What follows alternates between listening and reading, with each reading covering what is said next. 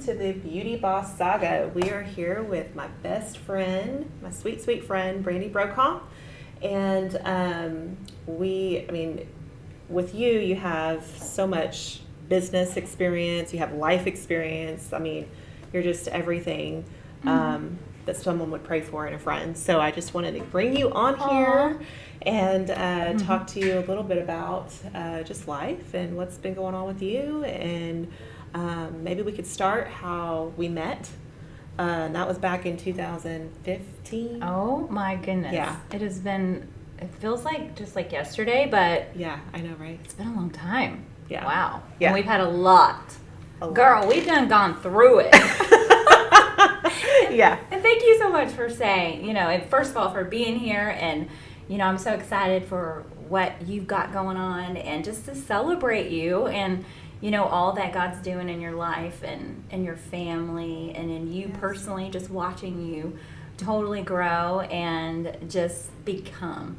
It's been fun. And just, the good, the bad, and the ugly, they say. But all of it. Thank you. Thank you for that compliment, because I really feel like for such a time as this, like we've seen a lot, and I feel like we've really overcome, and and then there's times we're like, are we there? Are we there?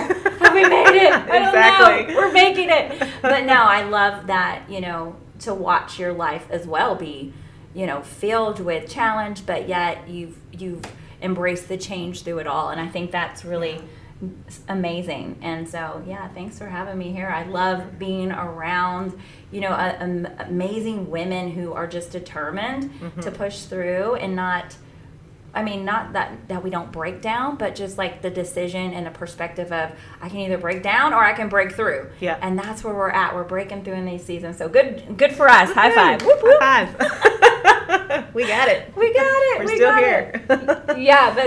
We've really had a lot of fun, and I feel like God did put us together all those years back, and for such a time as this, to sharpen each other. I think that's the best part about meeting people on this journey of life, where you're like, man, we're totally opposite, but yet at the same time, man, we're speaking the same language. Yeah, exactly. Yeah. So definitely we're going to back it up back into 2015. I just want to tell you and everybody who's watching that I like when you said God brought us together, I totally, hands down, that is exactly what was happening. And through those moments, I was actually crumbling on the inside. I was going through a divorce. I remember the first time I met you, I was looking at some product. We met through a product company. And I remember calling my mom, and I had the worst weekend ever because I work weekends, hair and makeup on the weekends. And I missed my baby, and she was 3-ish around that time. Yeah. And I remember calling my mom on the way to come meet you and being like, I don't want to go. Poor mission, turn the car around. Yeah, I just want to turn the car around. I just want to see my baby. I don't want to do this. And she's like, Emily, just go. Just go. It's okay.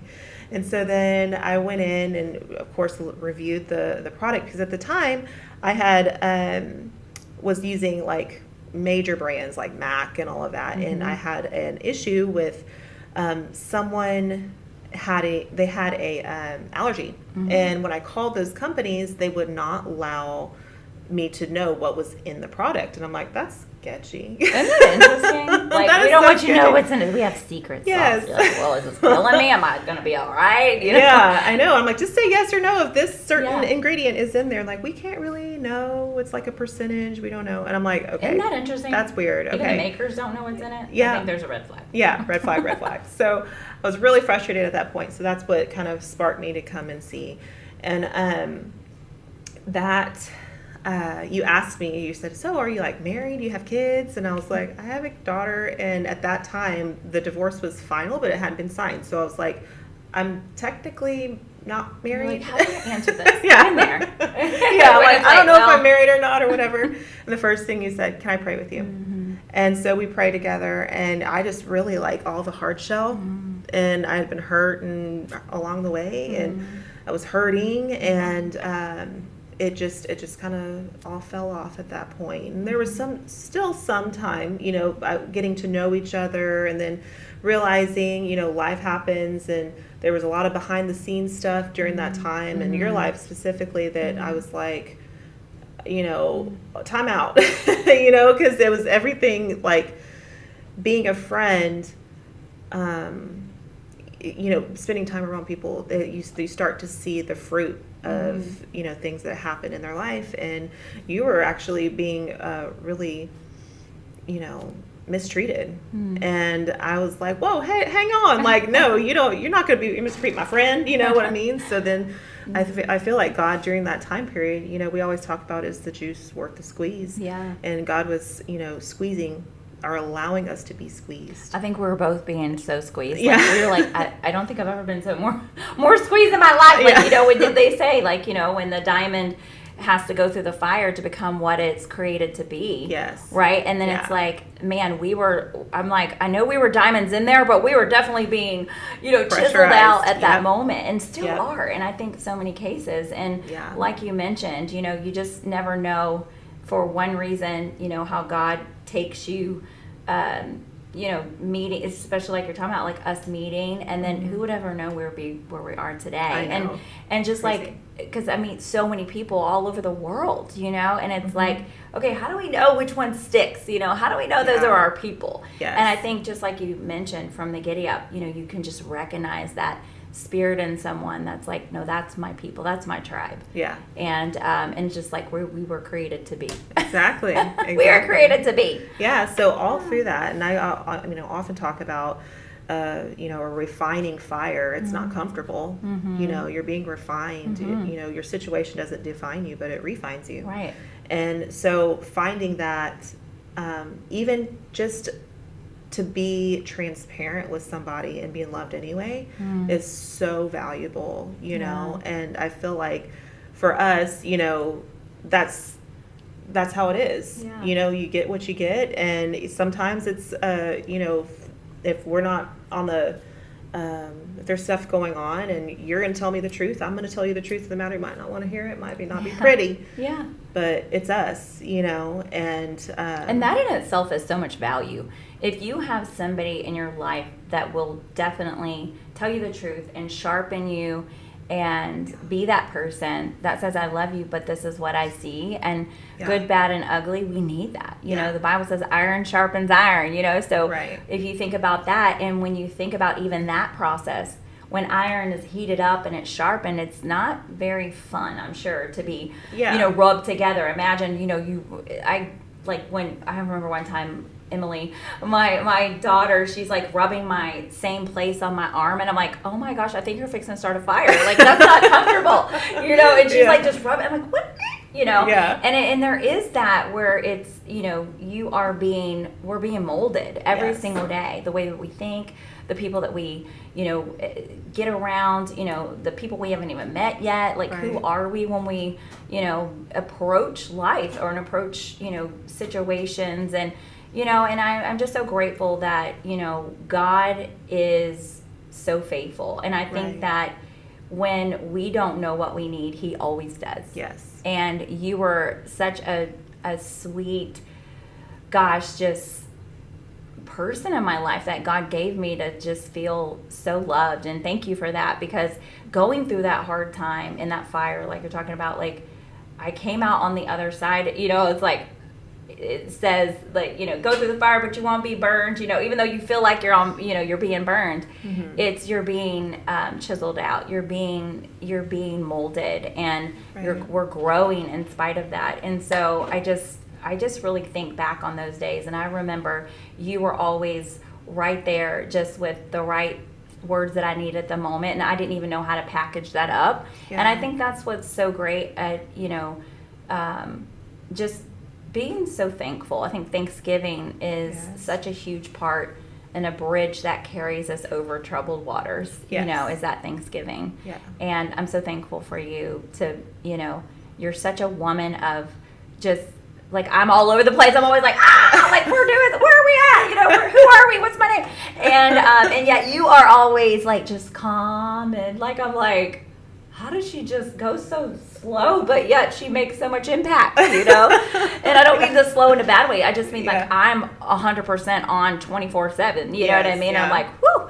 And the Lord has shown me in that, like just your example of just wait, take a second, you know? And that's helped me a lot to have friends like you and just people in my life that have given me that example of I don't have to always run with my hair on fire. Right. You know? And everything's going to be fine. Just working with a place of peace and rest within that we can get there. We can work at rest. Even though that doesn't mean we get, you know, going to go grab bonbons and lay in our bed or watch TV, but we're still working, but we're working in that sense of rest and peace. And I think that we can get so much more accomplished and done when we just take a second and we just think through, you know. And I swear I try to tell my kids this all the time, like, think before you speak, think before you just make these decisions, as it was told to me. But like for whatever reason we feel like we have to hurry, and I just feel like this world is about that. But now it's like turn around and getting to that position of like, no, slow your roll, you know, hold on, let's just stop and rein in that rest, pull in that rest and that peace. Well, lean into it. And lean in, exactly. Lean into it. And God's got He's got the heavy lifting. He's got the timing. You don't have to worry about any of it, you know? So that's one thing that I'm just like, oh man.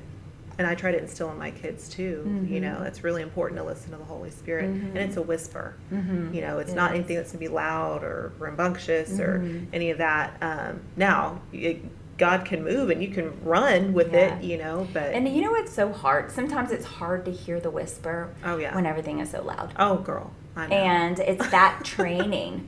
You know, it's that training of our flesh to say, stand down, you know. Our mind, our will, and our emotions, that's what it's... And we have to dethrone that because that can get so much in the way of what we are... You know, where we're going, it can just absolutely steal from us. And when we work from a place of rest, or when, like you're saying, the assurance of knowing that God's going to do all that heavy lifting for us, all we have to do is wait on Him. You know, it's like, it's not, you know, we can imagine like having to pick up something, you know, and it's like, I'm picking it up before the truck is ready to load it up on there, and I'm for what? Like I can wait a second, you know, and because I don't even have to pick that up, you know, and it's not even you know something God designed me to do, but we do it naturally because we feel like we have to, everything's on us. The pressure of life, you know, being moms and being, you know, business women and being, you know, wives and being all the things we have to be, all the hats we have to wear, right? Like we feel like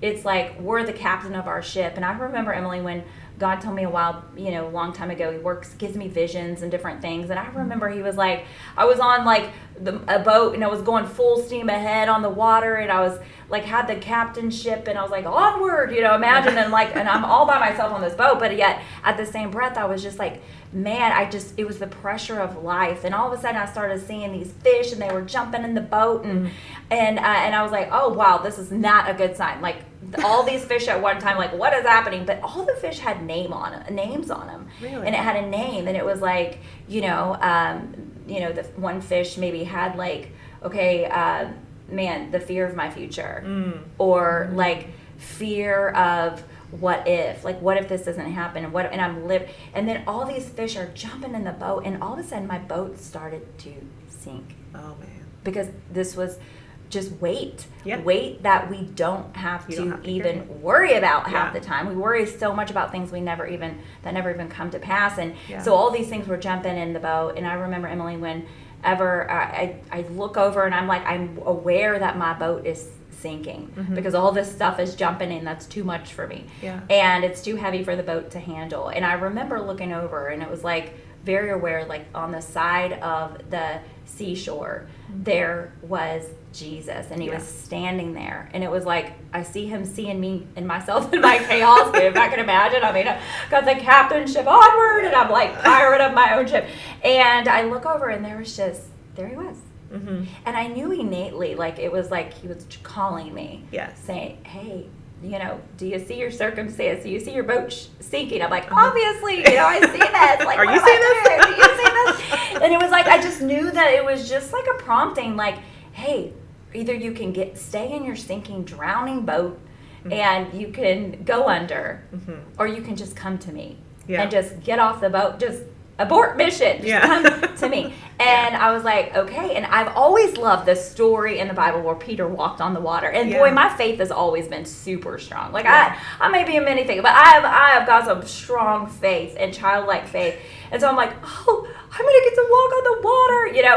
And I did. I just by faith imagined myself just abandoning that ship of sinking, that it was gonna sink anyway. And I knew where my hope was. And so I then at that point, just by faith, imagined, I was like, okay, I'm meeting Jesus. But the best part is he started meeting me. Right. And he was coming at me. And because I was in my head thinking, what if I sink like Peter? And, you know, like, wait, he only got a little bit of ways. But, you know, and I think that's all of us at times, you know. And it was such a sweet encounter for me, because when Jesus met me and then we turned our back, and I remember looking back and thinking, where's what's happened with the boat? And it was gone. It was under water. And I was so thankful, again, that, you know, God sees everything. He knows everything. He's there. He's seen all the rights, the wrongs, the whatevers, you know. And he was like really showing me something that day. And it was when I turned my back again towards where we were headed, the sea behind me disappeared. And at that point, it was nothing but a garden. And I looked down, and no longer do I have the captain, you know, with my hat on, and I'm trying to do all the things and be the captain of all the things. But I was realizing at that point, no, I was dressed in a robe, a beautiful, you know me, girl, I got the sequins, I got the gold, I got the glitter, just go ahead, you know, and I had this on, and I'm like, okay, you know, this is beautiful. And yet at the same place, I knew where my hope came from, and that I wasn't designed to do all the things. We're not designed to just do it all. We're designed to stay in that place of rest, hold hands with our Creator, and let Him give us, you know, a better view of what He's designed for us. And at that point, it was this garden. And this garden, He just took my hand in, and He was like, Brandy, I want to show you. I want to show you what I'm rearranging and what I want to plant and how I want you to grow in this season. And that's just, you know, it was such a relieving picture. That's relief, That's what I was like, I don't have to be His beloved. I get to be the beloved. And this is where this really came into me, where it was like the beloved. And I remember, you know, God really putting upon my heart, write it down. And when I wrote it down, I was like, okay, beloved, BELOVED.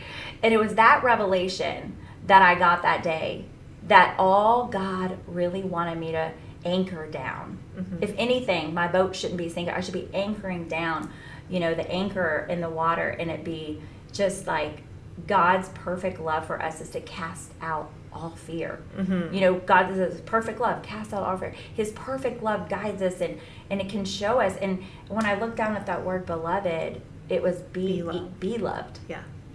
And I was like, oh, that's a posture. That's a point. Like, we're always doing, you know, to perform or whatever. And no, we're valuable apart from our performance. God wants us to be loved and just wait.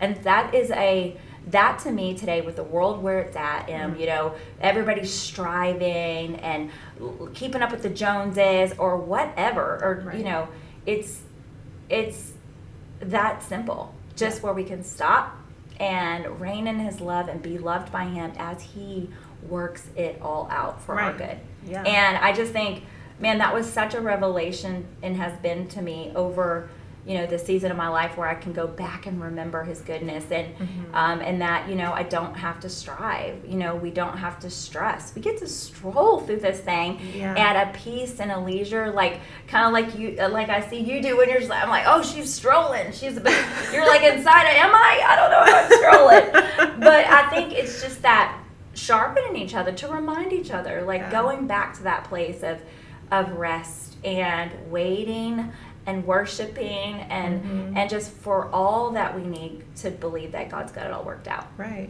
And I feel like too, when you have gone through stuff, and yes, you're learning and you're growing and you're, you know, learning to lean in and listen to the whisper of the Holy Spirit, right? But recognizing and listening to God hear and say, that was never my intention for you. You know, that was never my intention for you to sit here and struggle and press forward and have to carry all of it. This is too heavy for you. Let me lift it. You know, my burden's light. Come with me. Follow me. Right? So that's one thing that I'm like, okay. Yeah. I'm feeling the weight. I'm feeling the weight. Can you go and take this, please? I know, because when you realize when you get squeezed, what comes out. Yes. Right? And that is what it's like, you know, the measuring stick is that fruit. You know, do we have enough fruit going on, you know, in our lives? Love, joy, peace, patience, kindness, gentleness, selfishness. That is not fruit. that's not what we want. That we don't want to do. Yeah. But no, you know, selflessness, you know, and you know, I really think about that, and it's like, gosh, to take a second and just stop and be like, okay, is my life being fruitful?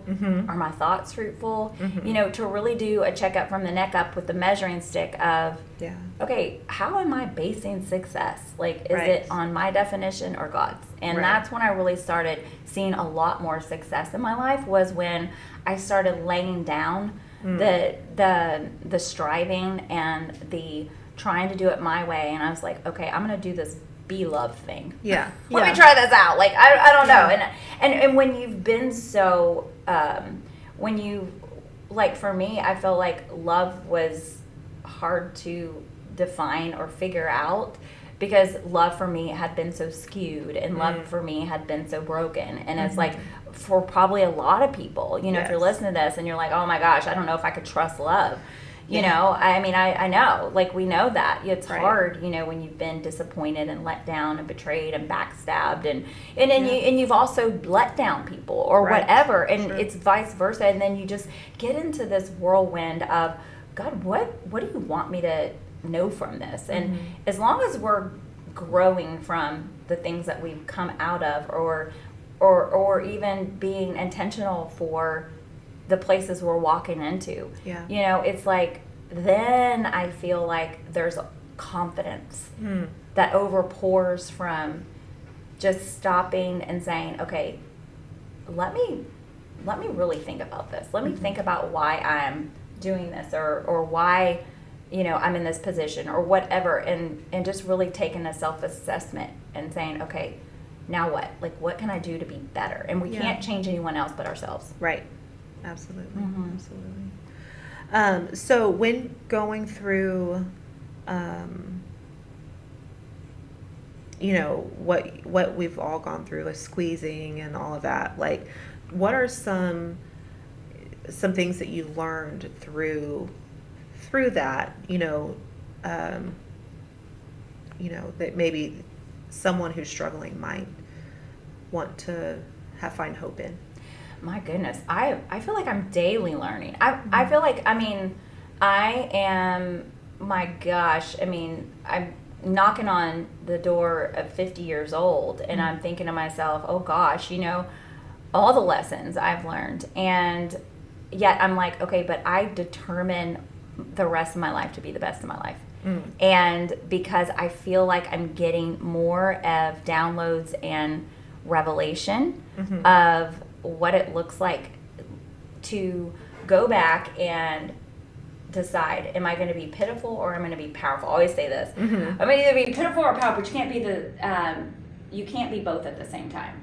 And what I would tell people is, you know, first of all, I you know, Emily, I saw one time, I had a vision, I'll say this, that it was like, all I saw was like a tsunami of muddy water. It was like just a tsunami, and it was like all these people are being flooded by, and they're just being swept away. And I was like, what is going on? Like, it was just like chaos and screaming and just whatever. And I was like, what is happening? And all of a sudden, I noticed that some people were getting caught up, and they couldn't, you know, even move forward with the tsunami. They were just getting stuck, and they were like trapped, and there was something holding their feet underneath that muddy water, and I couldn't really see what it was. But again, this is a vision, and it was so quick. But then all of a sudden, boom, I see that I'm on solid ground, and I'm above my situation. I was in the muddy water with them, but all of a sudden now I'm above it. And I'm being able to see crystal clear from the top down that they were, it was like I just knew, and God was showing me that